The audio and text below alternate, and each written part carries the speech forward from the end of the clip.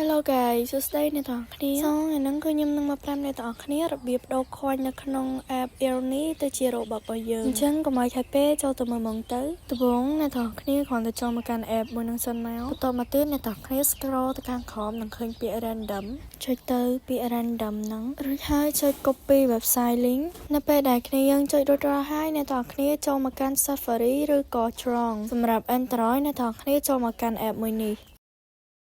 ចូលទៅកាន់ app នឹងរួចរាល់ហើយអ្នកទាំងគ្នាគ្រាន់តែធ្វើការ paste link ដែលយើងបាន copy បាញ់មិញចូល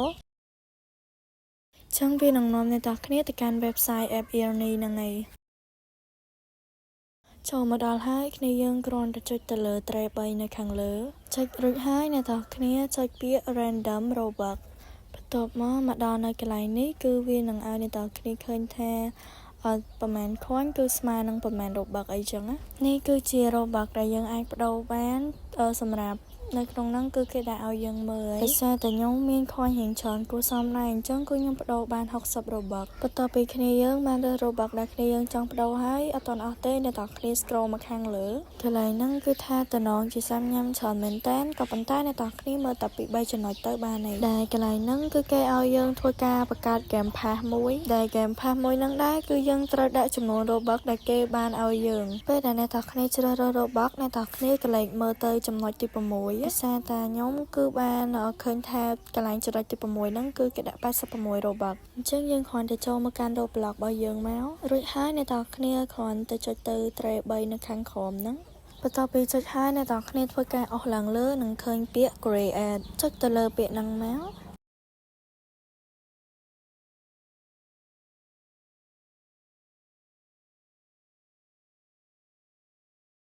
អូខេអញ្ចឹងវានាំអ្នកទាំងគ្នាមកដល់កន្លែងហ្នឹងយើងចុចទៅលើ tre 3រួចហើយយើងចុច creation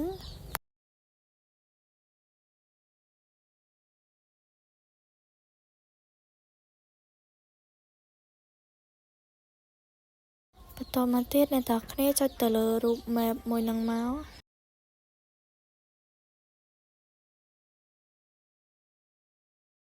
បន្ទាប់មកទៀតអ្នកទាំងគ្នាចុចទៅលើ tre 3ខាងលើហ្នឹងរួចអ្នកទាំងគ្នាធ្វើការ scroll ឡើងលើគ្នាយើងនឹងឃើញពាក្យថា pass ចុចពាក្យថា pass ហ្នឹងទៅគឺវានឹងនាំអ្នកទាំងគ្នាមកកាន់កន្លែងដែលយើង create ដាក់ជាមួយនឹង game pass របស់យើងនៅពេលដែលយើងចូលមកដល់កន្លែងហ្នឹងគឺអ្នកគ្នាគ្រាន់តែចុច create a pass ចំពោះកន្លែងហ្នឹងគឺវាអត់មានអីពិបាកទេអ្នកទាំងគ្នាដាក់តាមចំណង់ចំណូលចិត្តយើងដាក់អីក៏វាឲ្យយើងដែរបន្ទាប់ពីយើងធ្វើការសរសេរអក្សរអីអស់ហើយអ្នកទាំងគ្នាគ្រាន់ចុច create pass គឺបាននេះហើយអ្នកទាំងគ្នាចុចទៅលើ pass ដែលយើងបានបង្កើនបាញ់មិញហ្នឹងចុចទៅអ្នកទាំងគ្នាធ្វើការចូលទៅកាន់ tre 3ខាងលើហើយចុចពាក្យ select ខាងទី2ហ្នឹងអូខេអញ្ចឹងបន្ទាប់មកអ្នកគ្នាចុច item for select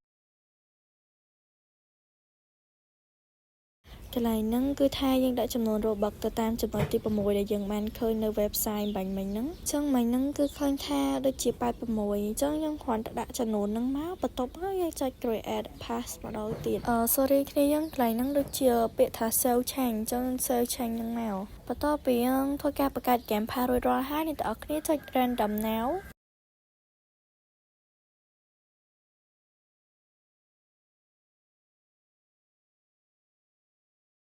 ឃើញអ្នកទាំងគ្នាអត់មានអីពិបាកផងគឺយើងធ្វើតែប៉ុណ្្នឹងគឺយើងអាចឲ្យ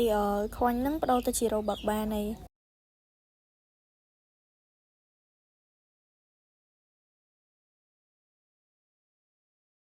អញ្ចឹងចំពោះ robux ហ្នឹងគឺវានឹងចូលទៅកាន់ account របស់យើងប្រហែលជា7ថ្ងៃហើយវីដេអូហ្នឹងក៏មានតែប៉ុណ្្នឹងទេមានចម្ងល់អីអាចសួរខ្ញុំបន្តទៀតបានបាយបាយ